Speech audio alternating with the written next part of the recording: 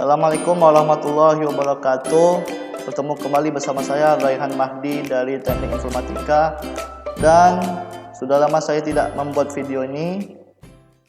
Kali ini kita akan membahas mengenai ruang lingkup dari sistem operasi. Di sini ada beberapa strategi yang akan saya jelaskan. Yang pertama ada pengertian sistem operasi, ruang lingkupnya dan semacamnya. Kemudian ada jenis-jenis sistem operasi yang sering dipakai ya. Setelah itu ada fungsi sistem operasi. Oke, tidak perlu panjang lebar, langsung saja kita mulai pada pembahasan yang pertama mengenai pengertian sistem operasi. Nah, sebelumnya saya ingin bertanya ya. Sistem operasi apa yang sering Anda pakai buat kegiatan sehari-hari? Ya, tentu yang sudah familiar dengan sistem operasi pasti tahulah sistem operasi apa yang digunakan. Nah, kalau buat laptop ya orang biasanya pakai Windows ya. Dan sedikit saya ingin menjelaskan pengertian ruang lingkup dari sistem operasi atau biasa disingkat OS istilahnya ya. Oke, sistem operasi adalah sebuah sistem software yang melakukan kontrol manajemen perangkat keras serta fungsi dasar sistem pada komputer Anda. Nah, sistem operasi ini juga sangat bermanfaat untuk berbagai macam keperluan ya, terutama dalam hal pekerjaan. Ya, jadi ada beberapa banyak aplikasi yang tersedia pada masing-masing sistem operasi. Baik itu aplikasi untuk laporan atau penelitian atau data, statistik dan sebagainya. Itu semua juga berkat aplikasi yang dijalankan di sistem operasi ini.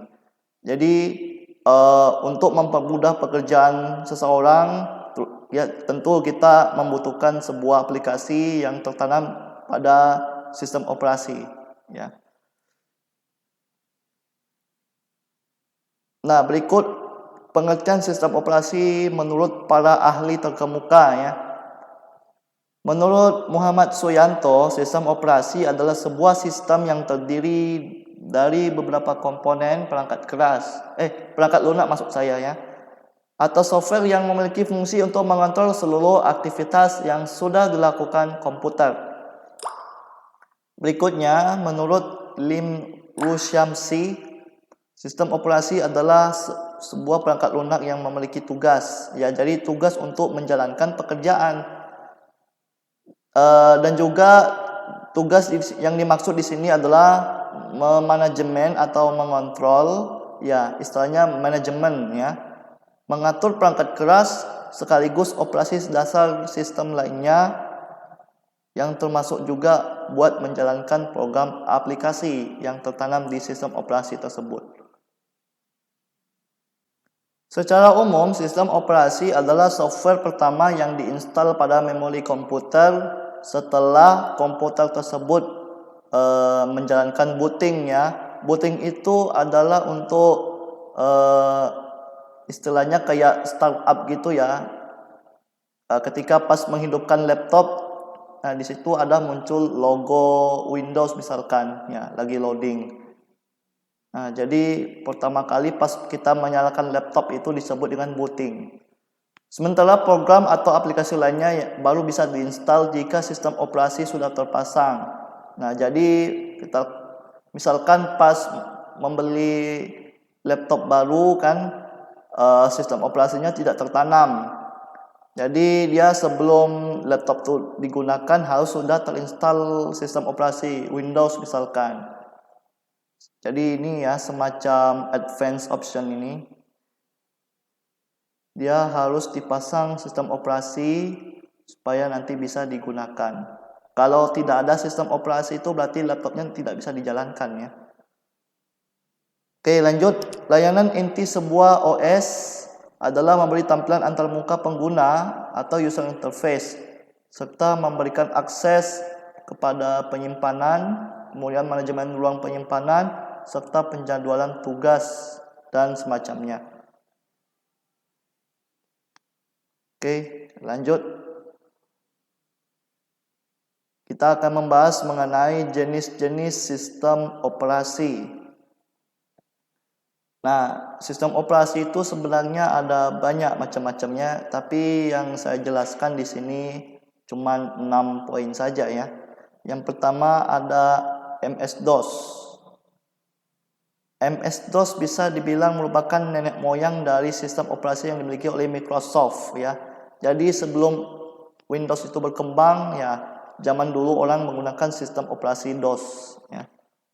DOS yang juga merupakan singkatan dari Disk Operating System adalah awal mulanya metode sistem operasi komputer yang dikembangkan melalui IBM. Misalnya ya, IBM itu sistem orangnya zaman dulu. Layaknya perangkat komputer versi terdahulu, tampilan dari DOS masih berwarna monokrom atau hitam putih, hanya tulisan dan tidak ada gambar.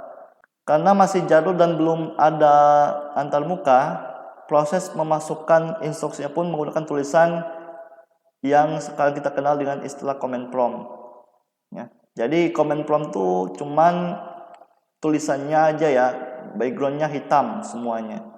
Nah, jadi command prompt itu istilahnya sistem operasi zaman dulu, MS-DOS ini. Oke.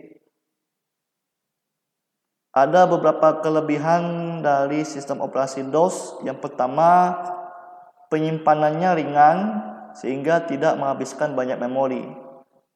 Ya, jadi komputernya zaman dulu tuh agak besar, tapi penyimpanannya sedikit.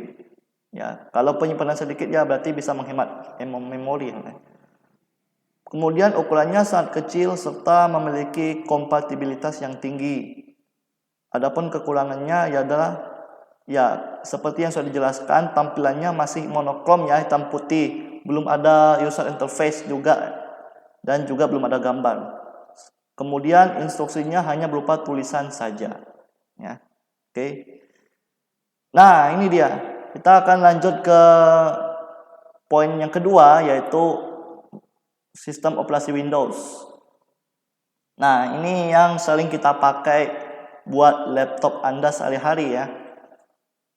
Windows merupakan jenis operating system terbesar di dunia yang saat ini banyak diadopsi untuk membantu mengakomodir kebutuhan sehari-hari, mulai dari komputer instansi akademisi hingga untuk keperluan sehari-hari. Nah, jadi setelah MS-DOS berakhir ya, Microsoft mulai mengembangkan Windows semenjak tahun 1985 kalau nggak salah ya. Yang pertama tuh versi yang pertama kali diluncurkan Microsoft Windows ya tahun 1995, kemudian diteruskan oleh Microsoft XP. Nah, Microsoft Windows XP itu adalah versi Windows zaman tahun 2000-an. Setelah itu berkembang lagi, user interface-nya menjadi lebih menarik ya di Windows 7. Itu dirilis tahun 2009. Kemudian setelah Windows 7 barulah dirilis Windows 8 pada tahun 2010, tentunya dengan kemasan user interface yang lebih menarik dan lebih memanjakan mata. Dan sampai sekarang yang kita pakai di sini adalah Windows 10 yang dirilis pada tahun 2015. Nah, jadi usai berhentinya proses pengembangan sistem operasi Microsoft DOS, Windows menjadi favorit pengguna karena tampilannya yang lebih menarik ya, sudah terpasang di hampir seluruh komputer IBM dan komputer lainnya. Sistem operasi Windows mampu tampil menarik dengan visual grafis GUI. Sebagai informasinya nih, OS Windows sejatinya merupakan hasil revolusi dari Microsoft DOS yang beberapa tahun sebelumnya masih berbasis tulisan tanpa gambar. Adapun kelebihan dan kekurangan dari Windows. Nah, kelebihannya tampilan antarmukanya user friendly sehingga lebih memanjakan mata ya.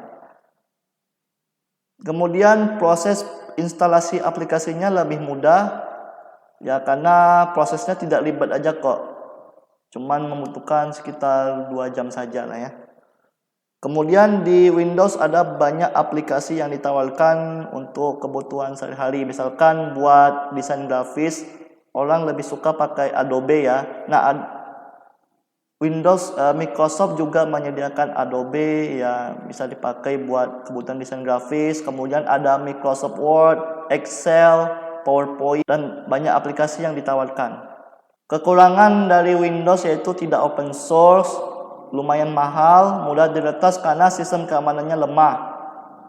Dan juga Windows ini rentan terkena serangan virus. Lanjut ke poin yang ketiga, yaitu sistem operasi Linux. Linux diperkenalkan pertama kali oleh Linus Torvalds pada tahun 1991. Sistem operasi yang satu ini memiliki sifat open source, di mana pengguna dapat memodifikasi dan mendistribusikan kembali secara bebas tanpa adanya lisensi. Nah, rata-rata pengguna Linux ini kerap kali memasang dan melakukan konfigurasi sendiri ya, untuk membangun sistem. Pengguna OS Linux mayoritas juga paham akan teknologi, sehingga perkembangan Linux sangat pesat dibandingkan OS Windows atau Mac OS yang kebanyakan merupakan pengguna sehari-hari. Kelebihan dari sistem operasi Linux, open source, gratis ya, serta perkembangannya sangat kencang karena dikembangkan banyak orang.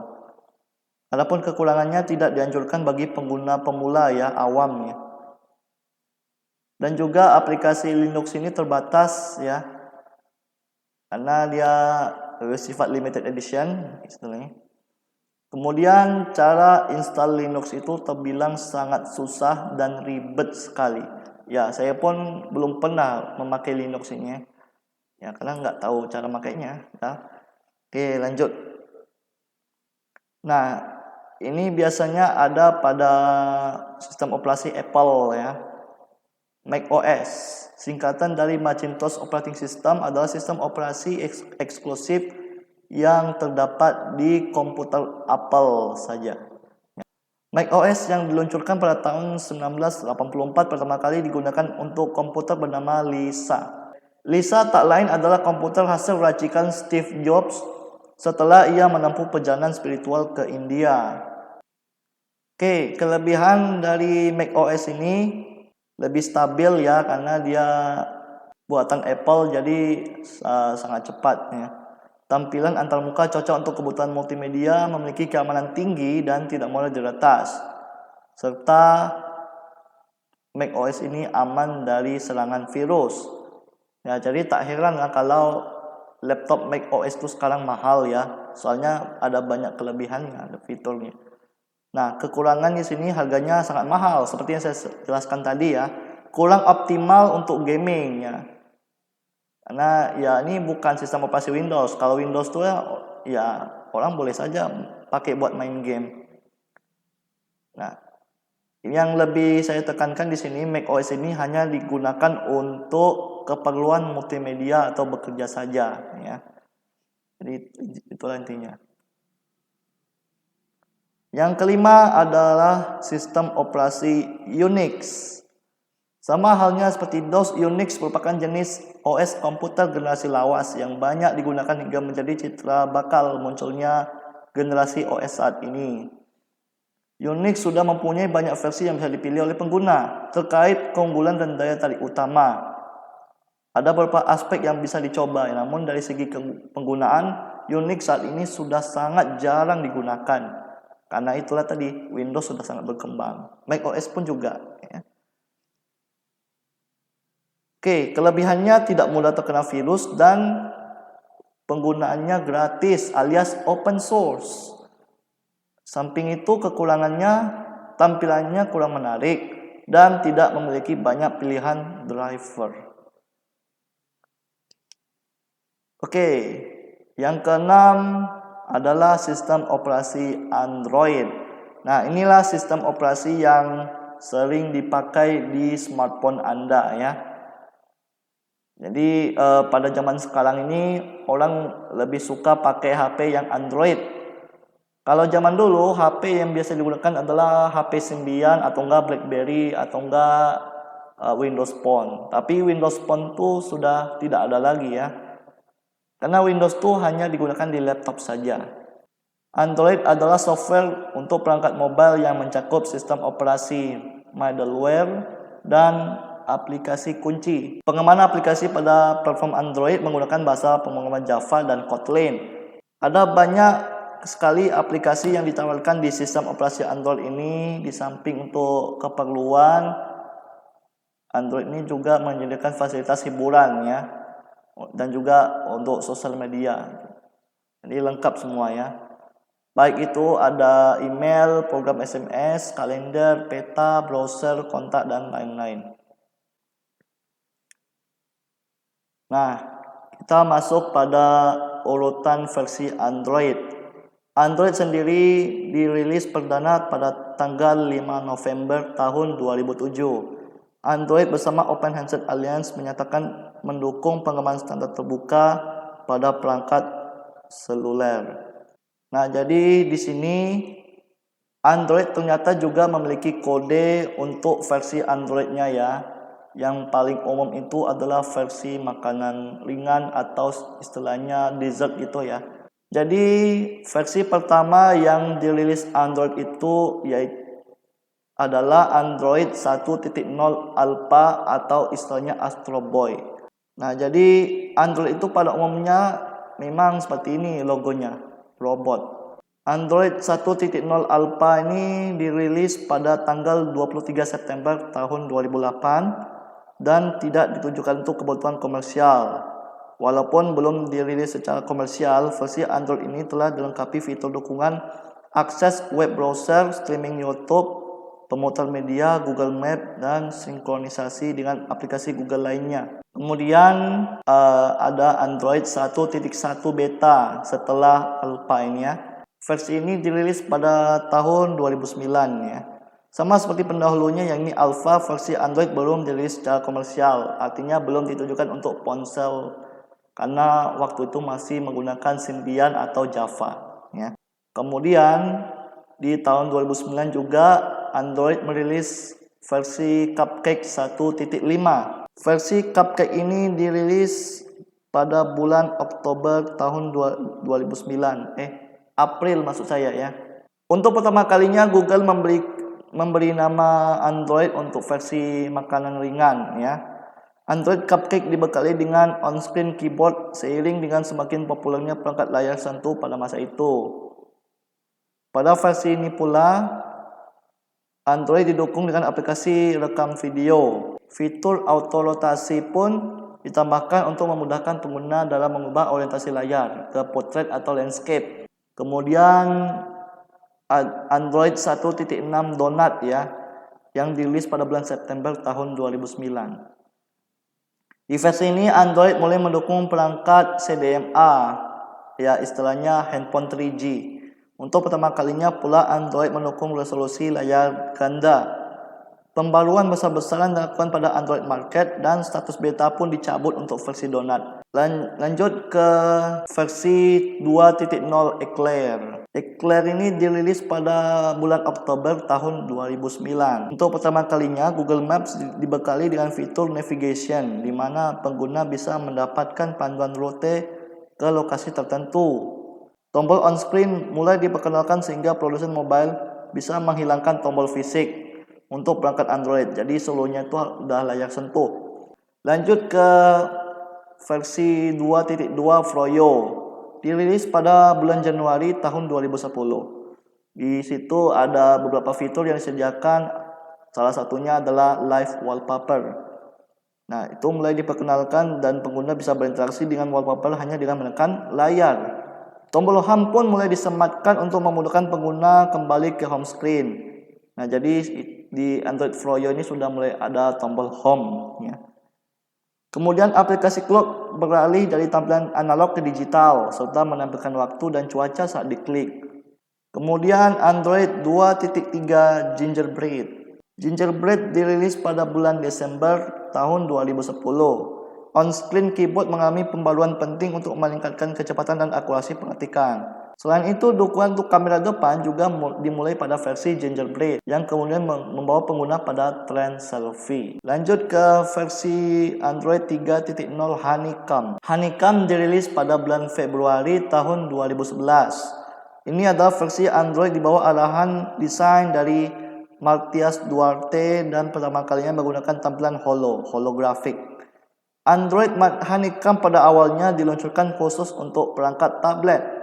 Google kemudian merilis API Fragments yang menghasilkan berbagai ukuran layar smartphone untuk kemudian ditampilkan di layar tablet. Status bar dipindahkan ke bagian bawah layar dan secara otomatis menjadi samar saat pengguna menjalankan aplikasi, sehingga aplikasi menempati layar secara penuh. Selain itu, pengguna juga bisa melakukan sinkronisasi Chrome dengan versi desktop. Selanjutnya kita ke versi Android 4.0 yaitu Ice Cream Sandwich. Versi ini dirilis pada bulan Oktober tahun 2011. Semua navigasi bisa dijalankan secara on-screen, berarti layar sentuh semua. Sehingga perangkat Android hanya membutuhkan dua tombol fisik yaitu tombol power dan volume. Ukuran widget bisa diatur sesuai keinginan pengguna. Konten yang ditampilkan pun menyesuaikan ukuran widget. Lanjut ke versi Android 4.1 yaitu Jelly Bean yang dirilis pada bulan Juli tahun 2012. Pada versi ini Google Now mendapatkan pembaruan besar-besaran dengan akses yang jauh lebih mudah. Hanya dengan sekali swipe dari home screen, pengguna bisa mengakses berbagai informasi penting seperti kalender, email, laporan cuaca, dan lain sebagainya. Terobosan lain yang disebarkan Google ke Jelly Bean adalah Project Butter yang membuat Android jauh lebih smooth dan user-friendly. Kemudian Android 4.4 KitKat yang dirilis pada Oktober tahun 2013. Google melakukan modernisasi tampilan sehingga tampak lebih cerah dan menarik. Aksen biru di versi Ice Cream Sandwich dan Jelly Bean digantikan dengan aksen berwarna putih. Beberapa aplikasi juga diperbarui dengan skema warna yang lebih terang. Perintah OK Google yang populer digunakan untuk melakukan pencarian juga pertama kali diperkenalkan di Android KitKat. Nah, selanjutnya kita ke versi 5.0 Lollipop. Versi ini dirilis pada tahun 2014. Ya, tepatnya pada bulan November. Versi ini adalah yang pertama kalinya menerapkan filosofi material design. Google juga menghadirkan Dalvik FVM dengan Android Runtime untuk mempercepat proses kompilasi. Dengan demikian, aplikasi dapat berjalan lebih cepat dan lancar daripada versi sebelumnya. Selain itu, pembaruan juga diberikan ke beberapa bagian lain seperti notifikasi, dukungan untuk RAW image, dan masih banyak lagi. Berikutnya versi Android 6.0 Marshmallow. Versi ini dirilis pada bulan Oktober tahun 2015. Latar belakang tampilan menu aplikasi diubah menjadi warna putih dengan kolom pencarian untuk memudahkan pengguna dalam mencari aplikasi tertentu. Marshmallow juga menyediakan fitur terbaru di Memory Manager untuk melihat penggunaan memori selama 24 jam penuh. Kontrol volume pun dipisah untuk perangkat media dan alarm. Dari segi keamanan, Android Marshmallow adalah versi pertama yang mendukung autentikasi sidik jari atau fingerprint. Nah, jadi asal mulanya fingerprint itu dimulai dari Marshmallow ini, versi 6.0 Marshmallow. Lanjut ke Android 7.0 Nougat.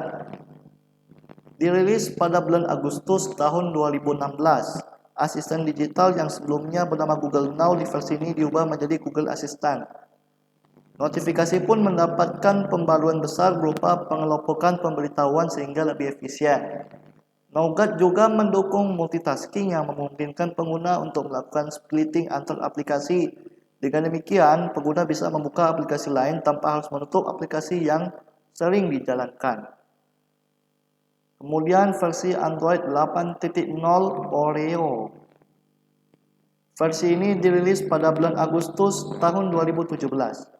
Multitasking di versi ini sudah jauh lebih canggih. Pengguna bisa tetap menonton streaming film sembari berselancar di web browser. Menonton video pun juga bisa kok. Soalnya kan dia bisa menjalankan dua aplikasi sekaligus di versi Android Oreo ini. Notifikasi juga bisa dipersonalisasi lebih jauh, di mana pengguna bisa memilih untuk menyalakan atau mematikan notifikasi dari aplikasi tertentu. Pengguna juga bisa mengurutkan notifikasi berdasarkan skala prioritas. Untuk pertama kalinya, Android memiliki fitur notifikasi dot berupa ikon kecil yang tampil di bagian atas layar. Selanjutnya kita ke versi Android 9.0, Android Pie. Dirilis pada bulan Agustus tahun 2018. Android Pie ini dirilis ketika sistem operasi Android telah berumur 10 tahun sejak versi pertamanya diluncurkan. Digital Wellbeing adalah fitur terbaru Android Pie yang digunakan untuk memantau durasi penggunaan smartphone, aplikasi yang paling sering digunakan dan sebagainya. Hal ini bertujuan untuk mengurangi ketergantungan pengguna terhadap smartphone. Notifikasi pun diperbarui kembali dengan fitur kontrol yang lebih lengkap. Sejak Android Pie, pengguna bisa menyalakan atau mematikan notifikasi tertentu dari tiap aplikasi yang mereka gunakan. Selanjutnya, ini adalah versi Android yang kita pakai sekarang, yaitu Android 10 alias Android Q. Nah, jadi di versi ini tidak lagi digunakan nama-nama makanan ya. Versi Android ini dirilis pada bulan September tahun 2019. Ada banyak fitur yang disediakan di Android 10 ini. Salah satunya adalah tema berwarna gelap atau istilahnya dark mode ya. Mungkin Anda yang sudah menggunakan dark mode ini ya, coba share di kolom komentar ya. Kemudian fitur mengirim pesan secara otomatis atau smart reply. Nah, ini sudah berlaku untuk Instagram, WhatsApp, Twitter, dan semacam sosial media lainnya lah. Kemudian navigasi gestur baru, kontrol lokasi, live caption, mode fokus, notifikasi intuitif, family link update, project mainline, dan lain-lain. Oke, lanjut. Ini adalah versi yang sedang dijalankan saat ini, yaitu versi Android 11 atau Android R. Ini dirilis pada bulan September tahun 2020. Versi Android ini sudah menjalankan proses betanya sebelum nanti bisa digunakan pada smartphone terbaru yang bakal dirilis nantinya. Oke, itulah tadi urutan versi Android dari awal sampai sekarang. Adapun kelebihan dari versi Android ini, yang pertama adalah user friendly. Yang dimaksud di sini adalah sangat mudah untuk dijalankan karena tampilannya yang menarik dan mudah digunakan. Yang kedua, mudah dapat notifikasi. Anda akan sangat mudah mendapat beragam notifikasi dari smartphone Anda. Untuk mendapatkannya, Anda bisa mengatur beberapa akun yang memiliki notifikasi, misalkan aplikasi sosial media, SMS, email, voice call, kalender, dan semacamnya. Kemudian tampilan yang menarik.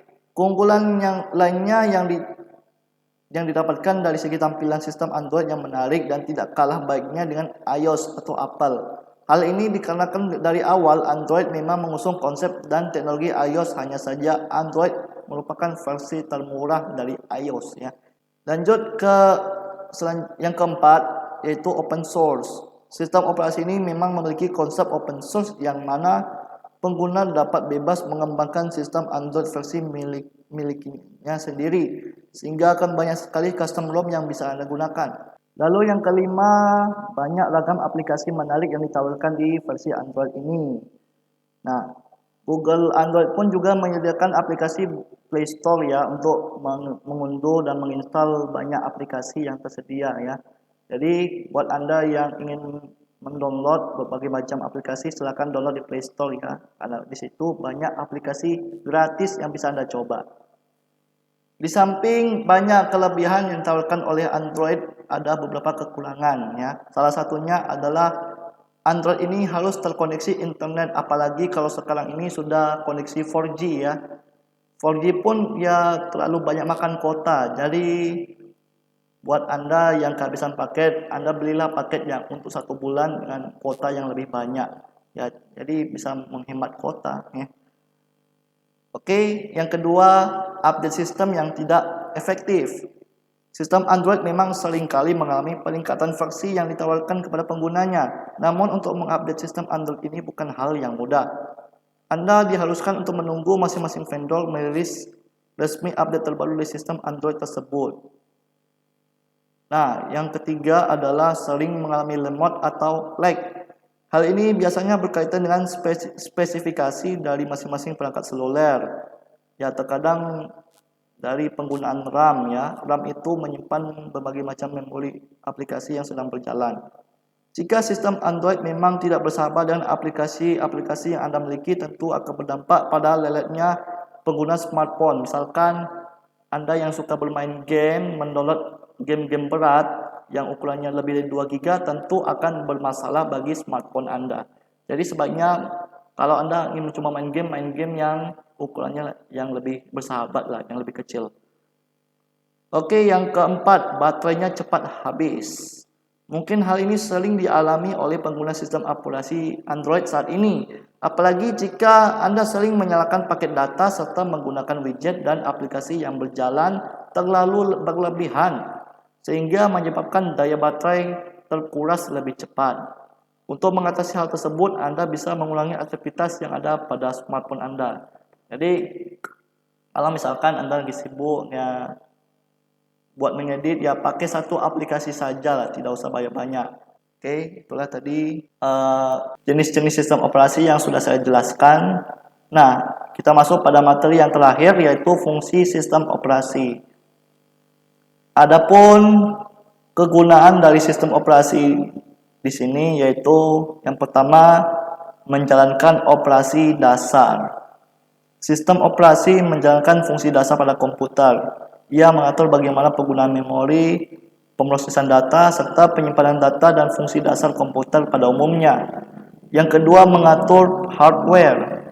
Hardware merupakan perangkat keras yang tersambung pada komputer seperti speaker, CPU, mouse, dan lain sebagainya.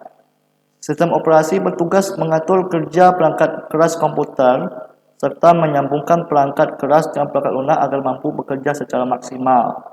Yang ketiga, mengatur berbagai macam aplikasi. Seluruh aplikasi yang ada dalam komputer memang tersimpan dalam memori penyimpanan. Namun, perlu diketahui semua aplikasi tersebut ada di dalam sebuah sistem operasi. Dan jika tidak ada OS yang tertanam, maka tidak bisa menjalankan aplikasi tersebut. Seperti yang sudah saya bilang, laptop yang baru saja dibeli, apabila tidak ada sistem operasinya, harus diinstal sistem operasinya agar bisa mengunduh berbagai macam aplikasi yang mau digunakan. Yang keempat, untuk menyajikan sebuah tampilan. Tugas dari sistem operasi komputer adalah memudahkan pengguna aplikasi untuk menampilkan sebuah tampilan. Kalau misalkan ya kita mau presentasi itu ya harus dibuat semenarik mungkin.